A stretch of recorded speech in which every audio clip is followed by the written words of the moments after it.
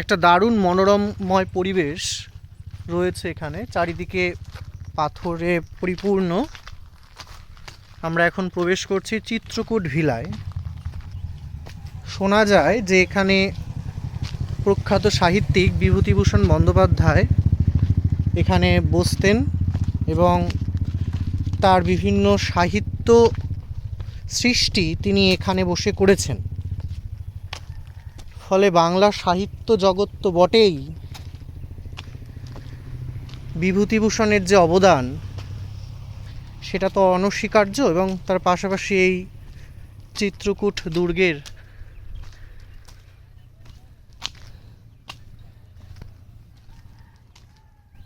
এখানে গুরুত্ব কি গো দাদা এখানের?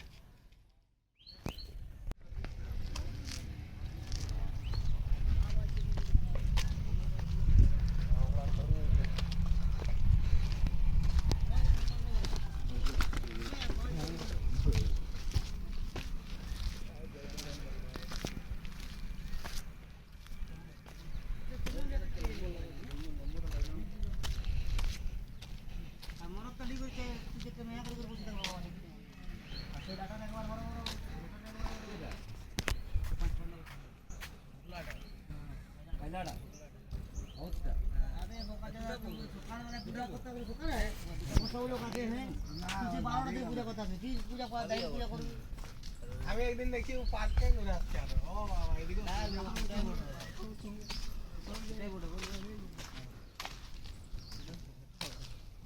চিত্রকূট পাহাড় নাম শুনেছি অনেক, আজকে প্রথম চাক্ষুষ করলাম। এটি ঝাড়খণ্ডে অবস্থিত, খুব দারুণ একটা জায়গা। উঁচু উঁচু প্রস্তরখণ্ড রয়েছে। এখানে কালীর একটা মন্দির রয়েছে। এখানে কার মন্দির গো? শিবের নাকি? ও, এখানে একটা প্রখ্যাত শিব মন্দির রয়েছে। বিভূতিভূষণ বন্দ্যোপাধ্যায় এখানে আসতেন। কোথায় বসতো গো বিভূতিভূষণ বন্দ্যোপাধ্যায়? হ্যাঁ, ডাইগোড়া। এখানে নাকি আসতেন উনি।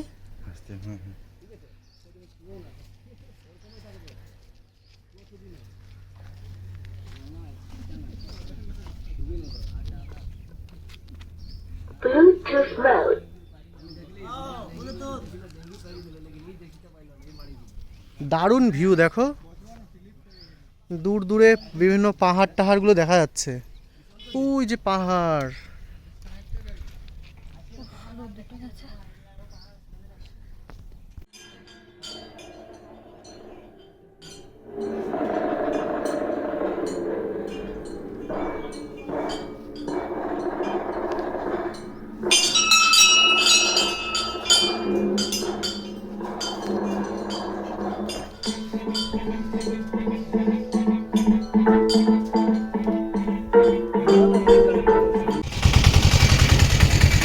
আমরা এখন এসেছি রাজবাড়িতে।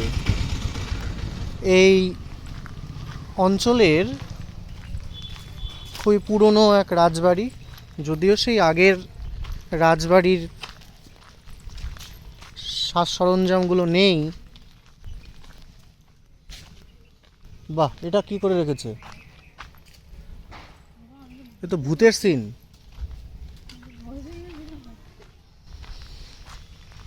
এইটা হচ্ছে রাজবাড়ির ভগ্ন ছিল, সেটাকে পুনরায় মেরামতি করা হয়েছে। আসো।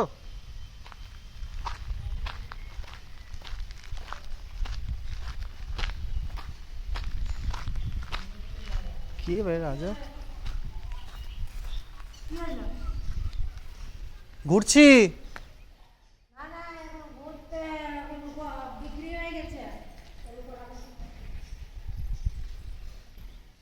রাজবাড়িটা ছিল কোথায়? হ্যাঁ, এইটা রাজা কি করতো? এটা রাজার বিচার সভা। আর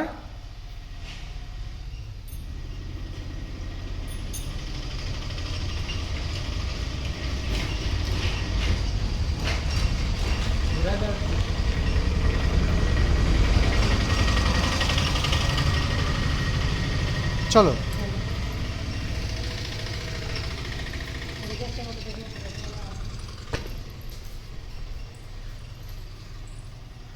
আমরা চলে এসেছি ঘুরতে ঘুরতে এই অঞ্চলের রাজবাড়িতে।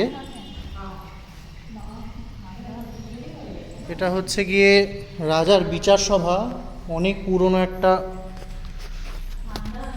দারুণ ঠান্ডা।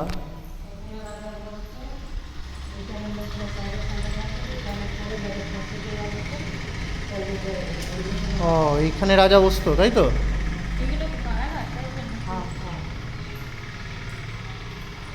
এই সাইডে বসতো আর কি প্রজারা, তাই তো? তিনি এখানে বসতেন। আচ্ছা। তুমি তো ভিডিও করছো, তোমাকে কি বলবো, তুমি না আমারও ইয়া করবে। আরে তোমায় দেখা যাবে ইউটিউবে, বুঝতে পারছো? তোমায় তোমায় তুমি বিখ্যাত হয়ে যাবা। না না না, হ্যাঁ। আর এগুলো কি? মানে বন্দি করা হয়। এইগুলো হচ্ছে জেলখানা, রাজবাড়ির জেলখানা হচ্ছে এইগুলো। এইগুলো সবাই বন্দি করে রাখা হতো, বুঝতেই পারছেন।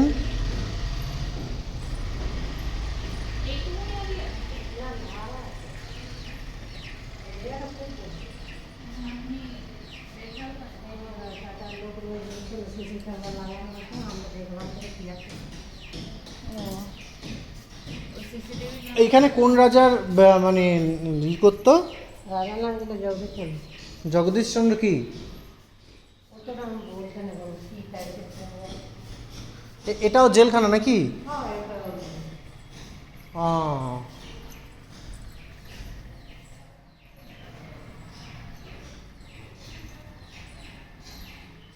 আমি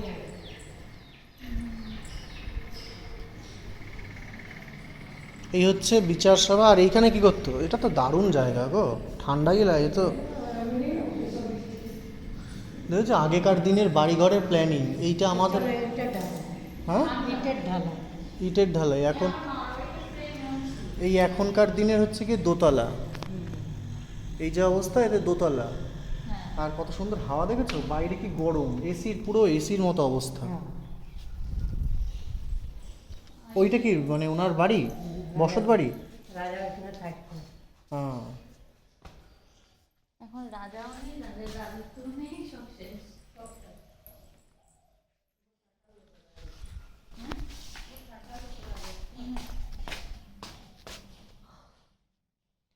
এবারে আমরা যাচ্ছি রাজার বসত বাড়িতে।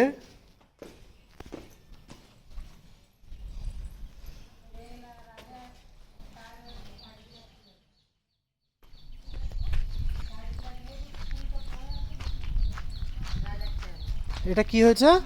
চাঁপা ফুল, চাপা ফুল। ও, এটা চাঁপা ফুল আমাদের দেশে। আর এই গাছগুলো যে লাগায় না, যে কিনেছে সেগুন গাছগুলো লাগায়। হ্যাঁ, লাগিয়েছে সেগুন বাগান।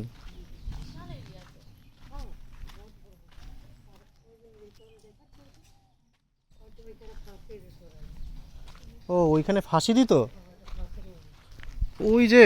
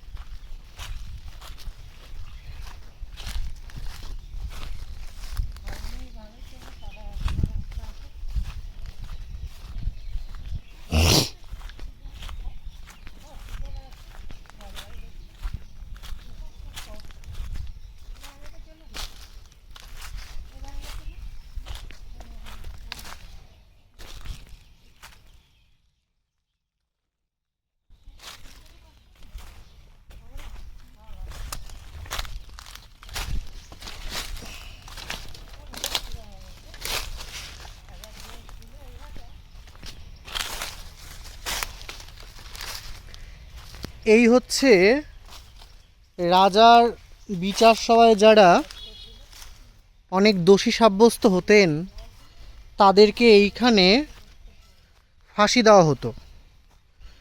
এই হচ্ছে সেই ফাঁসির মঞ্চ। এই অঞ্চলের বুঝতেই পারছেন এটা একটা বিরাট বড় ফাঁসির ঘর ছিল, যেটার এখন আর অবশিষ্ট বলতে এইটুকুই দাঁড়িয়ে আছে। তো এই রাজার যে বেশ প্রভাব ছিল সেটা সহজেই বোঝা যায়, এবং যে তিনি কম অত্যাচারী ছিলেন না সেটাও বোঝা যায়। এই হচ্ছে সেই ফাঁসির মঞ্চ, আপনারা এটা দেখবেন অবশ্যই, বেশিক্ষণ না থাকাই ভালো। দেখুন এইবারে আমরা চলে এসেছি ঘুরতে ঘুরতে রাজবাড়িতে। একটা সময় এই রাজার একটা বিরাট প্রভাব প্রতিপত্তি এই অঞ্চলে ছিল, সে তো আপনারা বুঝতেই পারছেন। কিন্তু সময়ের সঙ্গে সঙ্গে সেই রাজাও নেই, তার বংশধর যারা ছিলেন তারাও তার এই রাজত্বকে ঠিকমতো পরিচালনা করতে পারেনি, এবং অবশেষে বিক্রি হয়ে গেছে। আজ থেকে বছর 25 আগে এটা বিক্রি হয়ে গেছে, কিন্তু পড়ে আছে এখনও তার ধ্বংসাবশেষ।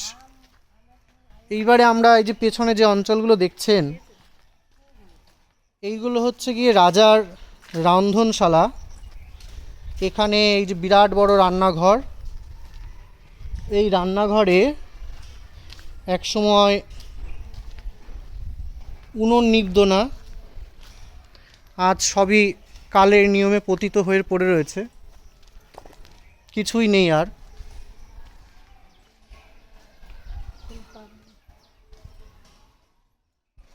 পেছনে কিছু আছে?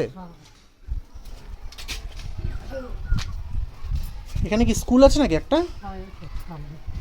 ও রাজার বাথটব দেখো। না না, চলে এসো। এই যে এইটা হচ্ছে গিয়ে রাজার স্নান করার বাথটব। মানে বুঝতেই পারছেন, এই যে পিলার টিলারগুলো আপনারা দেখছেন। বাহ, একটা আম পেয়ে গেলাম, বেশ বড় সড়ো আম, রাজার গাছের আম, খেয়ে নেই।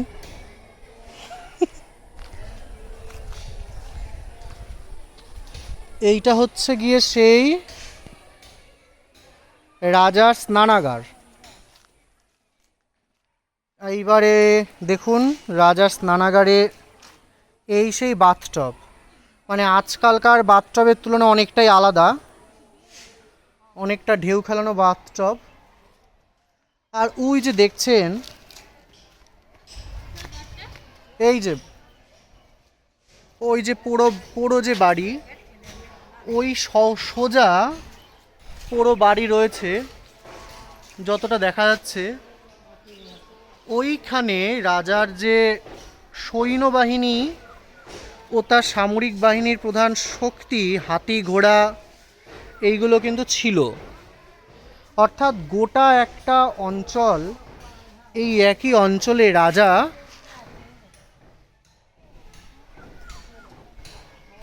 তার সামরিক বাহিনী প্লাস বিচার সভা প্লাস রাজবাড়ি সব কিছুই কিন্তু পরিচালনা করতেন। এখানে তো বিরাট বেল, অনেক বেল তো, এই যে কত বেল, বেলগুলো খান না, নিয়ে নেন। এটা কি, এটা শৌচাগার নাকি? উড়ে শালা, এই হচ্ছে কুয়ো। শোনা যায় এখানে নাকি অনেক মানুষের আর্তনাদ, এখানে অনেককে ফেলেও দিয়েছে।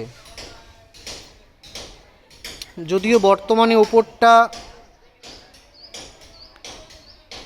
আচ্ছাদন দ্বারা আটকানো রয়েছে, কিন্তু তথাপি এই অঞ্চল অনেক মানুষের আর্তনাদে পরিপূর্ণ।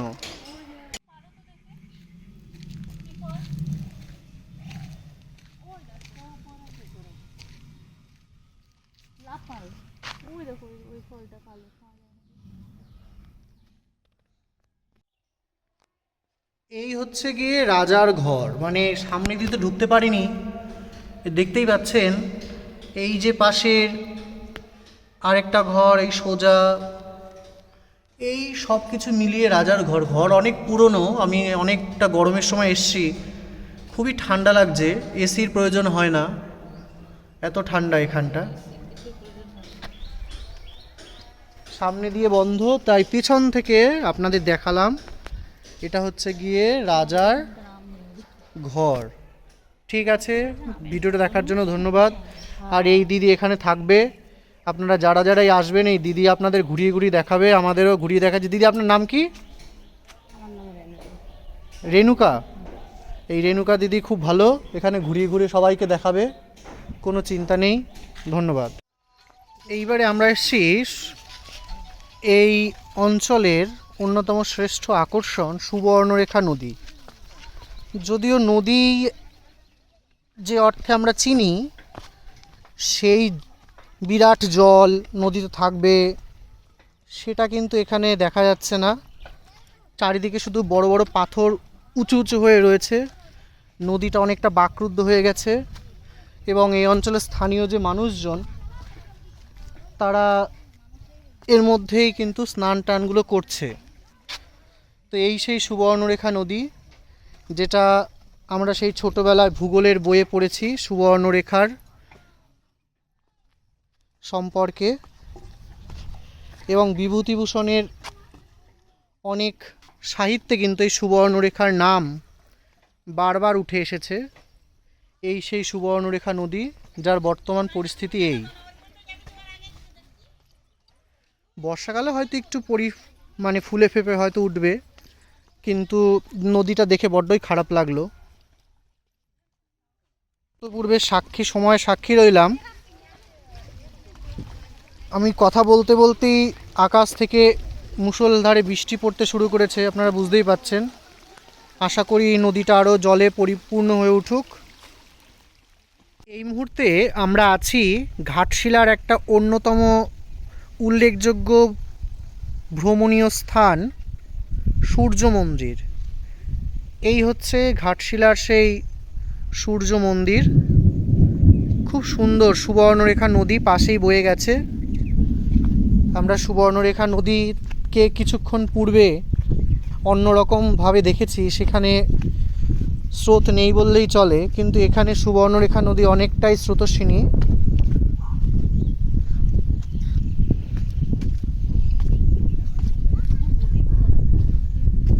এখানে বোটিংয়ের ব্যবস্থাও আছে। তো ঠিক তার কোলেই রয়েছে এই যে ঘাটশিলার সূর্য মন্দির।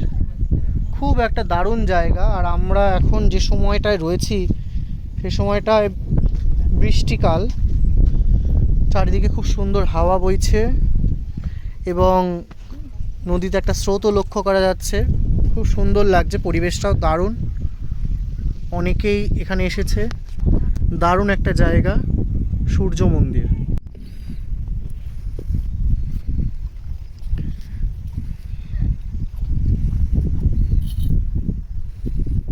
My husband is bathing Suvarnarekha Nodi.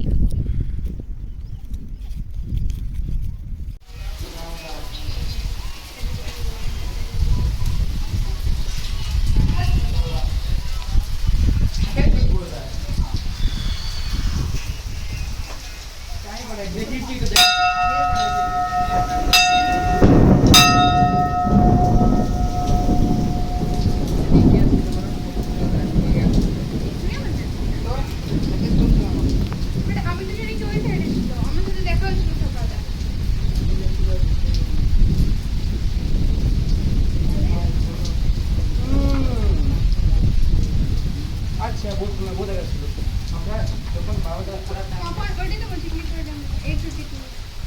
মানে আমাদের শুধু দেখা হয়েছে তারপর